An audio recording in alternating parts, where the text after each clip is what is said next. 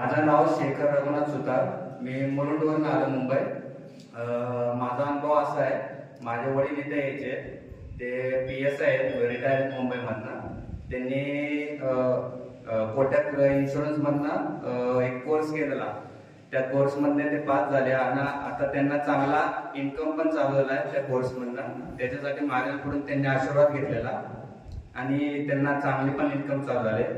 दुसरा अनुभव असा आहे की 2 महिन्यापूर्वी मी इकडनं मुंबईला चाललो, तर बार्शीला गेलो. इकडनं येरमाळ्यापासून महाराज आमचं भांडण झालेलं, मी तुम्हाला कॉल पण केलेला.